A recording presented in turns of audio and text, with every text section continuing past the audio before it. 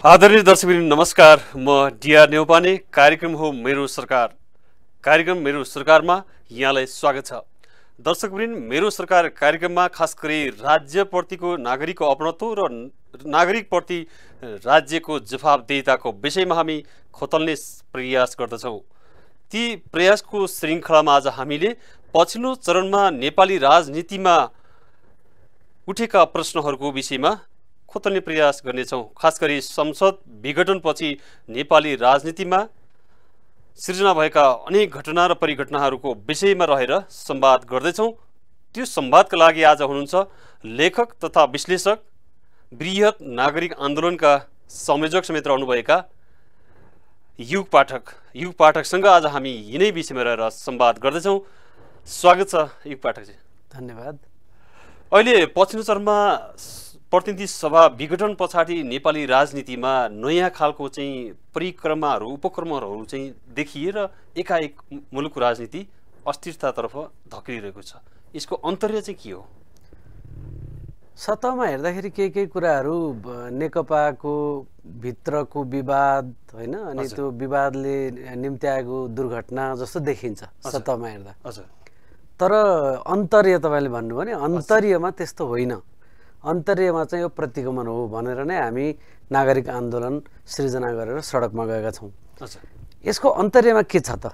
लामो समयदेखि मैले विश्लेषण गर्दै आएको, लेख्दै आएको, बोल्दै आएको कुरा के हो भने नेपालमा पहिलो संविधान सभाको विघटन भएदेखि यता निरन्तर प्रतिगमन चलिरहेको छ। यो प्रतिगमनको 1, 2, 3, 4 हुँदै स्टेप चल्दै चल्दै चल्दै यसलाई तपाईँले खेलको भाषामा भन्नु भने लिग चरण हुँदै हुँदै हुँदै अहिले अब फाइनल चरणमा प्रवेश गर्यो। र फाइनल चरणमा प्रवेश गर्दाखेरि यो दुर्घटना जस्तो देखिन्छ, किनभने फाइनल त एकदम मथिङ्गल खलबल्याउने खालको हुन्छ नि त। खेलमा पनि फाइनल भनेपछि धेरै मान्छेले हेर्छन् नि। अहिले हामी नागरिक पनि सडकमा उत्रिनुपर्छ भनेको धेरै मान्छेहरूले अहिले कुरा सुनिरहेको, मान्छेको कान, आँखा, नाक सबै एकदम चनाखो भएको, मान्छेको सेन्सेसहरू होइन, चेतना सबै चनाखो भएको अवस्था किन हो भने मान्छेलाई अचानक के भयो भन्ने परेको छ।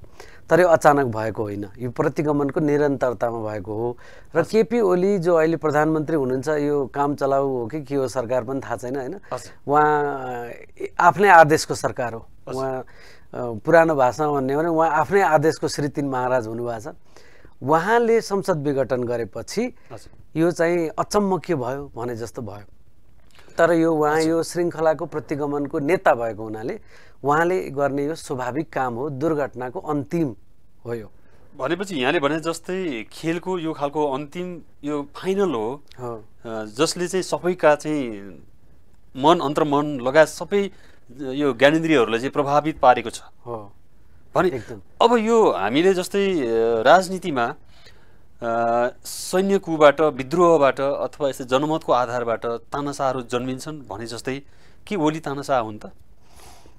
एक किसिमले हो, एक किसिमले हो। तानाशाह हुन अझै बाँकी छ। तर एक किसिमले हो। सरकारै चलाइरहेको बेला हेर्नुभयो भने पनि धेरै जसो चिज उहाँले एकल आदेशको आधारमा गर्न खोजेको देखिन्थ्यो। मन्त्रीहरू लगभग पङ्गु अवस्थामा थिए र मन्त्रालयहरूको शक्ति समेत उहाँले आफ्नो हातमा लिएर बालुवाटारमा सरकारका प्रमुख अङ्गहरू पनि सबै आफ्नै हातमा राख्नु भएको थियो। त्यसकारण उहाँ एक प्रकारको तानाशाह हुने अभ्यास त त्यति बेलादेखि नै थियो। त्यसलाई नेकपाले किन चेक गरेन, त्यसलाई काङ्ग्रेसले किन चेक गरेन, प्रतिपक्षी भन्नेले पनि त चेक गर्नु पर्यो नि त। त्यो आफ्नो ठाउँमा छ। यी सवालहरू छन् आज हामीसँग। तर आजको अवस्थामा हेर्दाखेरि चाहिँ यो संसद विघटनको जुन निर्णय भयो त्यो निर्णय चाहिँ लेजिटिमेट निर्णय होइन, त्यो वैधानिक होइन। जुन धारा प्रयोग गरिएको छ त्यो धारामा त सरकार बनाउन नसकेको अवस्थामा मात्रै संसद विघटनको सिफारिस गर्न पाइन्छ। संसदले सरकार बनाउन नसक्ने अवस्था थियो त अहिले? थिएन नि त। उहाँले चाहिँ प्रधानमन्त्रीले के गर्नुभयो भने यो सरकार चलाउन मलाई अप्ठ्यारोमा पारे, त्यसकारण मैले यो गर्नु पर्यो भनेर स्पष्टीकरण दिन खोज्नुभयो। अप्ठ्यारोमा पारेको कसले? आफ्नै पार्टीले, आफ्नै पार्टीका नेताले, आफ्नै पार्टीका गुटले हो भने त्यसको समाधान त उहाँले आफ्नो पार्टीभित्र खोज्नु पर्यो नि त। त्यो आफ्नो पार्टीभित्र सिर्जना भएको समस्या, आफ्नो पार्टीको कारणले परेको अप्ठ्यारो लगेर संसदै भत्काइदिन त पाइएन नि त। भनेपछि यो यसको भित्री चाहिँ जुन ग्रान्ड डिजाइन चाहिँ बिल्कुल तानाशाहीतिर जाने हो। र यो प्रतिगमन हो भने नि मैले प्रतिगमन किन त भन्दाखेरि अग्रगमन के भन्ने बुझ्नु पर्यो। अग्रगमन चाहिँ हामीले हाम्रो देशको इतिहास फर्किनु पर्यो। अब इतिहासमा फर्किँदाखेरि 10 वर्षसम्म माओवादीले चलाएको जनयुद्ध, त्योभन्दा अगाडि 46 सालको जनआन्दोलन, त्योभन्दा अगाडि जानु भने 7 सालदेखि सुरु हुन्छ हैन। एउटा भावना लोकतन्त्रको, वाक स्वतन्त्रताको, मान्छेले चाहिँ स्वतन्त्रतापूर्वक काम गर्न पाउने, मान्छेले राज्यसँग हक माग्न पाउने, सार्वभौम सत्ता जनताको हातमा हुने भन्ने जुन एस्पिरेसन, राजनीतिक एस्पिरेसन्सहरू, त्यो सबको माध्यमबाट हुँदै हुँदै माओवादी जनयुद्ध अनि 62-63 को आन्दोलन पछि 63 सालमा जुन अन्तरिम संविधान बन्यो, त्यो संविधानले चाहिँ यो भावनाहरू समेटेर तपाईको चाहिँ नयाँ थिमहरू त्यसमा थप्यो। त्यो भनेको विभिन्न जाति जनजाति उत्पीडित समुदायहरू, मधेसी दलित सबैको, महिला सबैको चाहिँ उत्पीडनको कारण र त्यसको निवारण पनि हामी संविधानमा, नयाँ संविधान मार्फत खोज्ने भन्यो। र त्यो गर्नको लागि संविधान सभाको गठन भयो। तर पहिलो संविधान सभा जब असफल भयो, त्यस पछाडि यो सबै मुद्दाहरूमा उल्टो फर्किने क्रम सुरु भयो। आफैले स्थापित गरेको र दलहरू आफैले स्वीकार गरेको र आफैले मान्यता दिएका मुद्दाहरूको विरुद्धमा दलहरू आफै लागे। त्यो हुँदै हुँदै हुँदै जाने क्रममा जब तपाईँ उल्टोतिर फर्किनुहुन्छ नि, तपाईँ यता जाने भनेर मुखले भन्ने, तर फर्किनु चाहिँ उल्टो फर्किएपछि तपाईँ त्यसको नेता हुनुहुन्न। त्यसको नेता उल्टो फर्किने थिम हुन्छ नि, त्यो विचार हुन्छ नि, विचार जसले बोक्छ उही नेता हुन्छ। जस्तै 62-63 को जनआन्दोलनमा घरमा बसेर जनआन्दोलनलाई गाली गर्ने मान्छे केपी शर्मा ओली, गणतन्त्रलाई बैलगाडा चढेर अमेरिका जाने कुरा हो भनेर भन्ने केपी शर्मा ओली, आदिवासी जनजातिको मुद्दालाई यिनीहरू तिग्रेका मुद्दा भनेर गाली गर्ने उहाँ, मधेसीलाई आँप झरेको जस्तो भनेर मधेसी मरेको कुरालाई भन्ने उहाँ हैन, महिलालाई चाहिँ हेपेर चाहिँ ट्याउ ट्याउ गर्ने भन्ने उहाँ, दलितको मुद्दालाई बेकारको मुद्दा भन्ने उहाँ भनेपछि यो सब जे कुरा आन्दोलनहरूले स्थापित गरेको थियो त्यो चिजलाई उल्टाउने कुराको नेतृत्व केपी ओलीले गरेको हो नि त। त्यही भएर उहाँ त्यो प्रतिगमनको त लेजिटिमेट नेता हो नि त। अनि उहाँले प्रतिगमनमा लाने क्रममा उहाँ पहिला बाहिरको नेता हुनुहुन्थ्यो, नेकपाले मिलेर उहाँलाई राज्यको जिम्मेदारी सुम्पिदियो।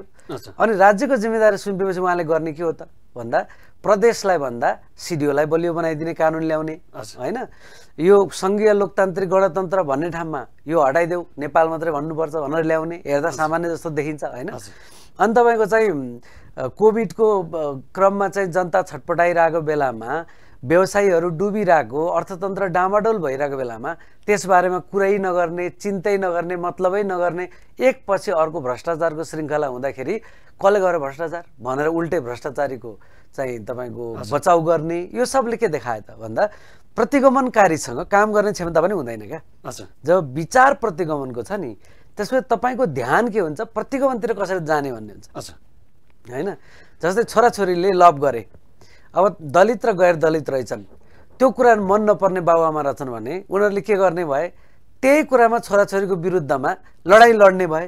अब छोराछोरीसँग मिलेर ठिकै छ तिमीहरू लभ गरिहाल्यो, अब हामी मिलेर नयाँ रचनात्मक काम गरौँ, उद्योग खोल्ने हो कि के ह्यान्डिक्राफ्ट बनाउने हो कि नयाँ रचनात्मक कुरा के हुनसक्छ भनेर सल्लाह गर्छ त, गर्दैन नि, त्यो काम गर्दैन नि। प्रतिगमनकारी विचारले प्रतिगमनको पाइला मात्रै कोर्छ, त्यसले काम गर्न सक्दैन। जस्तै यो के सुनिश्चित नै हो पात्र र प्रवृत्तिहरूको चाहिँ आन्तरिक चलखेलहरू चाहिँ कुन कुन चाहिँ कोणबाट यो केपी शर्मा ओलीलाई यो खालको चाहिँ खेलमा यहाँले भने जस्तै यो गेममा उतारिएको छ र उहाँले त्यस्ता खालका गेम चाहिँ खेलिराख्नु भएको छ। यो सर्वप्रथम त विचारकै कुरा भयो हैन। विचार चाहिँ कस्तो हुन्छ भने तपाईँको चेतनाबाट उब्जेको एउटा जुन तीर हुन्छ नि, त्यो तीरले एउटा बाटो बनाउँछ। हेर्नुहोस्, त्यो तीर चाहिँ गलत छ भने गलत ठाउँमा लैजान्छ, सही छ भने सही ठाउँमा लैजान्छ। त्यो उहाँको प्रतिगमनको चेतनाले उल्टै बाटो हिँडाउने हो, त्यो उल्टै बाटो हिँडाइरहेछ। यसको कल्मिनेसन के हो भन्दा यसको कल्मिनेसन पोइन्ट चाहिँ तपाईँको गणतन्त्र सिद्ध्याउने, सङ्घीयता सिद्ध्याउने, जनताको सार्वभौम सत्ता भन्ने कुरालाई सिद्ध्याउने हैन। अनि जनताको हातमा आएको शक्तिलाई जम्मै केन्द्रीकृत गरेर यही सिंहदरबारमा थुपार्ने। अनि यही सिंहदरबारमा थुपारेपछि बलियो को हुने भयो त, सिंहदरबार बलियो हुने भयो जो पहिला थियो। त्यसको काउन्टरमा हामीले सङ्घीयताको परिकल्पना गरेको थियो, शक्ति जनताको नजिक लैजाने भनेको थियो। अब यही सिंहदरबारको वरिपरि बसेर खान पाउने हैन, यहीमा चाहिँ बल्छी हान्न पाउने, यसैलाई भजाएर विभिन्न गतिविधि गर्न पाउने मान्छेलाई त सङ्घीयता ठिक लाग्दैन नि त हैन। उनीहरूले त उल्टाउन खोज्ने भए भने त्यो खालको विचार भएका मानिसहरू जो राजतन्त्रको पुरानो चाहिँ विचारद्वारा अनुप्राणित छन् ती मान्छेहरूको चेतनालाई केपी ओलीले प्रतिनिधित्व गर्ने हो नि त। त्यसकारण यो चेतनाको हिसाबले यो विचारको हिसाबले प्रतिगमनको सिधा लाइनमा छ। हेर्नुहोस् है, यहाँ कुनै तपाईँ त्यो षड्यन्त्र देखिँदैन। त्यो षड्यन्त्र छ भने कहाँ छ? ट्याक्टिक्समा छ। अहिले जस्तै भारत प्रवेश गरेको देखिन्छ। भारत प्रवेश गरेको कुरालाई अनुमान गर्नुपर्ने अथवा षड्यन्त्रको सिद्धान्तले सोच्नुपर्ने कुरा केही पनि छैन। भारत या चीन जस्ता शक्ति राष्ट्रहरूले सिधा सिधा नेपाल जस्तो देशमा खेल्ने ठाउँ खोज्छन्। हेर्नुहोस्, त्यो उनीहरूको स्वाभाविक कर्म हो, जहिले पनि गर्छ त्यो, उनीहरूको काम हो नि त त्यो। उनीहरूले त्यहाँ छ, बिचमा नेपाल छ, उतापट्टि अर्को चीन छ, ठुल्ठुलो शक्तिशाली देश छ भनेपछि नेपालमा आफ्नो ठाउँ बनाइराख्ने, आफ्नो पोजिसन बनाइराख्ने उसको कर्तव्य हुन आयो नि त, उसको दृष्टिबाट त होइन। तर नेपालका मान्छेले के गर्ने भन्दाखेरि कहिले चुच्चे नक्साको नाटक गर्ने, कहिले राष्ट्रवाद भनेर मुखले बोलेर नाटक गर्न पाए त पुग्यो नि त, काम त केही गर्नु परेन। कामै गर्ने बेला चाहिँ के गर्ने भन्दाखेरि रका प्रमुख आउने अनि तिनले चाहिँ प्रोटोकल मिचेर हाम्रो प्रधानमन्त्रीसँग डाइरेक्ट टक गर्ने होइन। त्यसपछि गएर तपाईँको चाहिँ सेना प्रमुख आउने, त्यसपछि गएर चाहिँ तपाईँको भारतीय, अझ त्यस पछाडि अझ नेकपाभित्र हेर्नु भने अब नेकपाको पनि केपी गुटका मान्छेले मात्रै निम्ता गरेर नेकपाको चाहिँ त विदेश विभागलाई पत्तै नदिकन भारतीय जनता पार्टीका विदेश विभाग प्रमुख आउने जो चाहिँ मोदीका एकदम विश्वासपात्र हुन् र उनी चाहिँ तपाईँको मोदी अमेरिका जाँदाखेरि सम्पूर्ण प्लानिङ गरेर मोदीको प्रदर्शनको त्यो एउटा मुड र एउटा डेमोन्स्ट्रेसन देखाउने कामको डिजाइनर हो। त्यो मान्छे नेपाल आउँछ र उसले पनि सुटुक्क प्रधानमन्त्रीदेखि सबसँग भेट्छ र उनीहरूले यो कुरा यसपटक भारतीयहरूले के गरेका छन् भने केपी ओलीले अलि धेरै नाटक गरेको हुनाले भारतीयहरूले यसपछि केपी ओलीलाई देखाइदिएका छन् क्या, देखाएर गरिरहेछन् क्या उनीहरूले। अब अहिले पनि देखाएर गर्दैछन् नि, उनीहरूले छोडेका छैनन्। उनीहरूका मान्छे अझै आउने क्रममा छन्। यहाँबाट चाहिँ के अरे केपी ओली गुटको मान्छे भारत पठाउने कुरा काम भइरहेछ होइन। यो सबकोमा चाहिँ यसपटक इन्डियाले देखाएर गरिरहेछ र यो देखाएर गरेको कुराको लागि हामीले अनुमान गर्नु परेन नि त। यो सबै हुनु अनि केपी ओलीले संसद विघटन गरिदिनु, त्यो पनि के को भरमा? संविधान टेकेर होइन, आदेशको भरमा। आदेशको जस्तो यो आदेश दिने अवस्थाको चाहिँ भित्री कारणहरू त होलान्, स्वयं नेकपा भित्रका चाहिँ नेतृत्व पनि होला, माधव नेपाल होला, प्रचण्डहरूको पनि त काहीँ न काहीँ त भूमिका छ होला र त ओलीले यो खालको चाहिँ जुन गतिविधि चाहिँ गर्दै जाने र यहाँले भने जस्तै प्रतिगमनको बाटोमा हिँड्न खोजेको देखिएको होला। अब यो एकदम सही प्रश्न उठाउनु भयो। एकदमै हामीले ख्याल गर्नुपर्ने कुरा के हो भने समाजलाई नेतृत्व गर्ने भनेको सिर्फ केही मान्छेहरूले हुँदैन। समाजलाई नेतृत्व गर्ने भनेको बौद्धिकहरूको एउटा ठुलो फौज हुन्छ, धेरै त बुद्धिजीवी हुन्छन् होइन, बुद्धिजीवीहरूको फौज हुन्छ। अनि त्यस पछाडि गएर तपाईँको मिडिया हुन्छ, त्यस पछाडि गएर तपाईँको चाहिँ ब्युरोक्रेसी हुन्छ होइन, यो सब चिज। अनि राजनीतिक दलहरू हुन्छन्, तिनका अङ्ग प्रत्यङ्गहरू हुन्छन्, अनि नेतृत्व हुन्छ। यो सब चिज भएर देशको एउटा मुड बन्दै जाने, चल्दै जाने हुन्छ। प्रतिगमनको विचार कसरी तपाईँको तीर जस्तो हिँडिरहेछ भन्ने कुरा समयमा हाम्रो मिडियाले पनि नचिन्ने।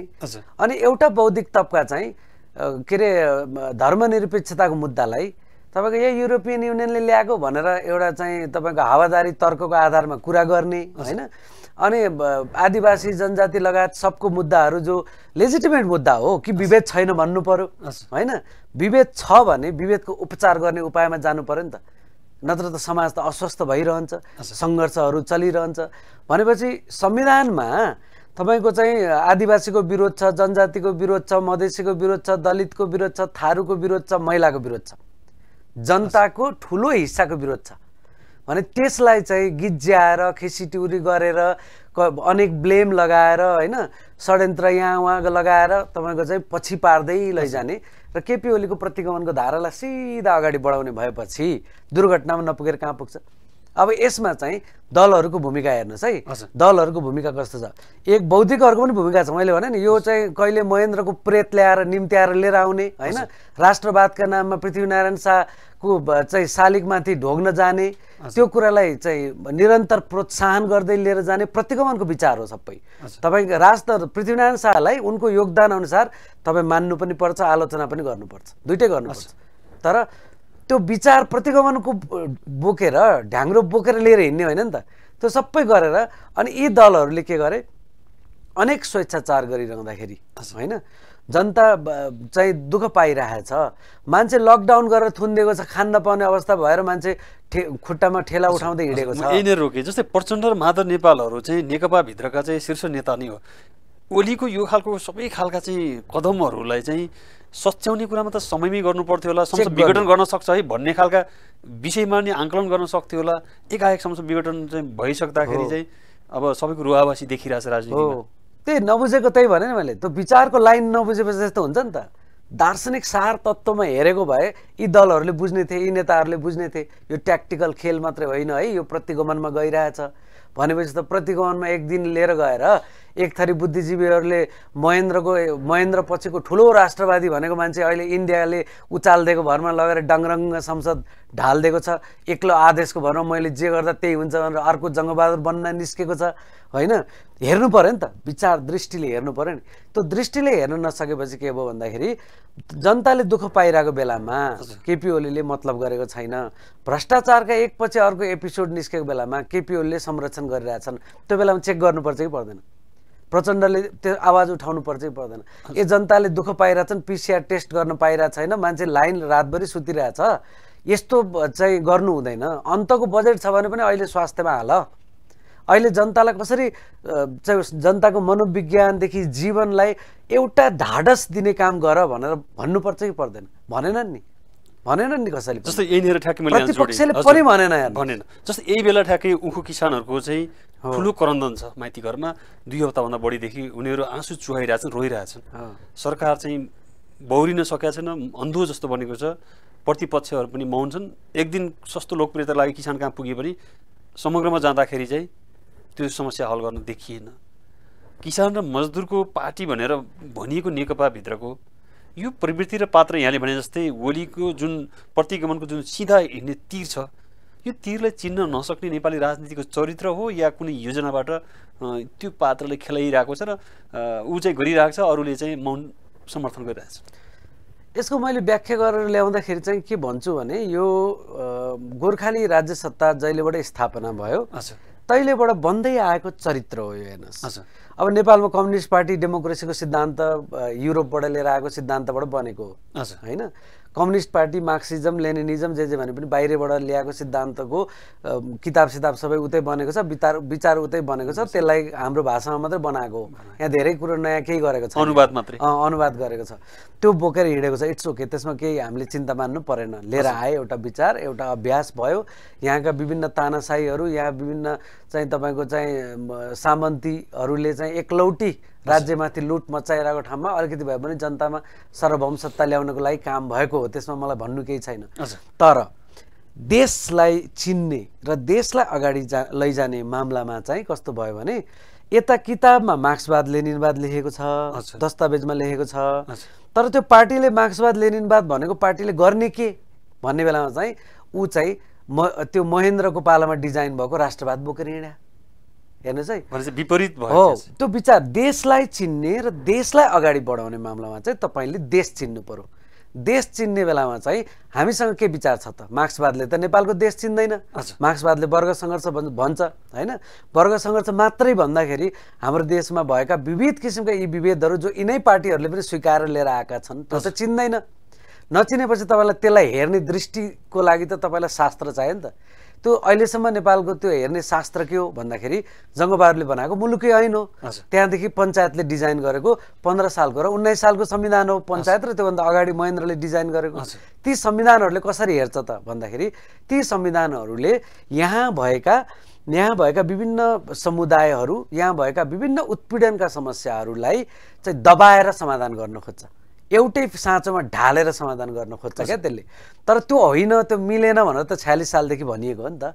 46 सालदेखि नै तपाईँको समुदायहरूको कुरा आएको छ। 46 सालदेखि त्योभन्दा पहिल्यैदेखि छ या आन्दोलनहरू चाहिँ, तर 46 सालदेखि त राजनीतिक मुद्दाको रूपमा स्वीकार गरिएको छ। त्यसै माओवादी जनयुद्धले त यसलाई एउटा वेपनाइज गरेको छ, यो मुद्दालाई तपाईँको एउटा हतियारको रूपमा प्रयोग गरेको छ। भनेपछि जनतामा त्यो विभेदहरूको कारणले समस्या छ है भनेर बुझिसकेपछि त्यसलाई हेर्ने दृष्टि प्रष्ट हुनु पर्यो नि। तपाईँले मार्क्सवादको डन्डा चढाएर होइन वर्ग हेर्नुपर्छ, जातको कुरा गरेर हुन्छ भन्ने हो भने जात जाति छैन भनेर मान्नु पर्यो कि सबै जात जातिलाई देश निकाला गर्नु पर्यो? के होइन भने ती सबैसँग मिलेर काम गर्ने स्पेस बनाउनु पर्यो नि त। मिलेर काम गर्ने स्पेस बनाउन नसकेको भएर राजतन्त्र असफल भएको नेपालमा। नत्र राजतन्त्रले पनि आफ्नो सीमासहित एक खालको प्रगति गर्छ क्या, नगर्ने होइन, गर्छ। तर राजतन्त्रले त्यसरी प्रगति गर्नको लागि बेलायतको अथवा युरोपका अरू देशहरूको जस्तो अथवा जापानकै जस्तो भन्नुहोस्, राजतन्त्रले एउटा सीमासहित प्रगति गर्नको लागि त्यहाँका जनताहरूसँग सहकार्य गर्ने मोडेल बनाउँछ।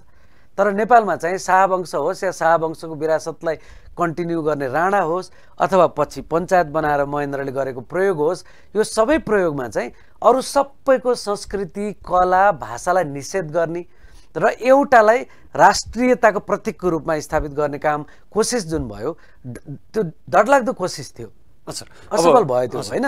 यी राजनीतिक दलहरूले देश चलाउने बेलामा चाहिँ त्यही विचार लिएर हिँडेपछि अनि प्रतिगमन नपुगेर कहाँ पुग्छ त नि।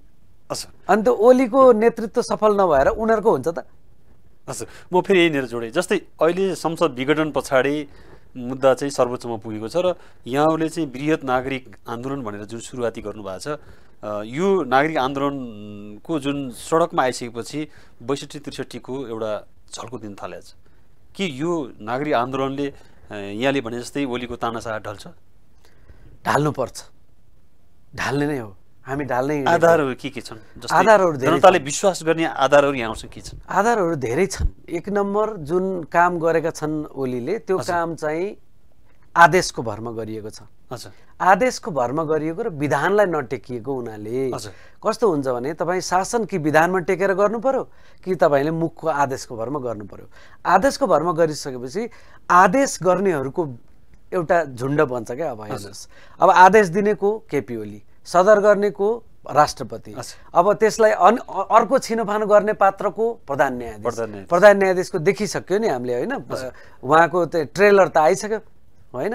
अब फिल्म रिलिज हुन मात्रै बाँकी छ, ट्रेलर हेरेपछि फिल्म थाहा पाइन्छ भन्छ नि। त्यस्तै उहाँको कस्तो ट्रेलर देखियो भन्दाखेरि म हो नि आदेश दिने यहाँ भन्ने देखियो। अब हेर्नुहोस्, विधान वैधानिक व्यवस्थाबाट विधानले चल्ने सरकार बनाएको हो नि त हामीले त। संविधान बनाएर विधानले चल्ने सरकार बनाएको। त्यो विधानलाई चल्नको लागि जनताको सम्पत्तिको रूपमा संसद बनाएको। त्यो यो संविधानमा मेरो सबै सहमति छैन, तर मेरो सहमति होस् या नहोस्, जनताको सम्पत्ति हो नि त संसद बनेको होइन। जनताको सम्पत्तिको रूपमा स्थापित गरिएको संसदलाई आदेशको भरमा विघटन गरिदिएपछि अब अर्को आदेशको भरमा तपाईँको चाहिँ प्रधान न्यायाधीशले जे पनि गर्न सक्ने अवस्था पैदा भयो नि। यसले कस्तो मनोविज्ञान बनाउँछ होला एकछिनलाई सम्झौँ होइन। केपी ओली राष्ट्रपति, प्रधान न्यायाधीश, उतापट्टि खेलमा च्याखे थापेर बसेका काङ्ग्रेसका शेरबहादुर देउबा होइन। यी चार पात्रहरूको मनमा जे उब्ज्यो त्यसका आधारमा देश चलाउन खोजिएको छ। अब यो समयले नेटो काटिसक्यो नि त। अब फेरि आदेशको भरमा हामी चलाउन सक्छौँ भन्यो भने त्यो त जुनसुकै बेला डाउनफल हुन्छ कि हुँदैन। यसको त हामी अन्तर्राष्ट्रिय लबी गर्दैछौँ। अब हामी नागरिक आन्दोलनले यसको अन्तर्राष्ट्रिय लबी गर्छौँ। यो अवैधानिक कदम भएको हुनाले र यो चाहिँ तपाईँको चाहिँ सिधा सिधा आदेशको भरमा चाहिँ लोकतन्त्रमाथि प्रहार गर्न खोजिएको हुनाले खास गरिकन जनताको सम्पत्ति लुट्ने काम भयो, जनताको सार्वभौम सत्ता लुट्ने काम भएको छ। त्यसकारण हामीले त यसलाई स्थापित गरेर लैजान्छौँ नि। कति दिन टिक्ने त? राजा ज्ञानेन्द्र कति दिन टिके? 3 वर्ष। कति दिन टिक्ने त? ल टिकेर देखाउनुहोस् होइन। हामी त नागरिक आन्दोलन 1 दिन 2 दिन 3 दिन अहिले पो हामी कलाको माध्यमबाट आइराखेका छौँ। हामीले आवाज स्थापित गर्न खोजिरहेका छौँ होइन। अब भोलि हुँदै हुँदै गएपछि त हामीले भनेर हुन्छ र? जनता आफै आफ्नो सम्पत्ति जोगाउन आउँछन् नि त। जनता आइसकेपछि कसरी सक्ने उहाँहरूले? त्यसपछि हामी जुन राष्ट्रिय अन्तर्राष्ट्रिय लबी गर्दैछौँ त्यसको माध्यमबाट हामीले यसको इलिजिटिमेट क्यारेक्टर जुन छ त्यसलाई हामीले स्थापित गरिदिन्छौँ। त्यसपछि कहाँ जाने? भागेर ठाउँ छ कतै? प्रधान न्यायाधीश भागेर जाने ठाउँ छ?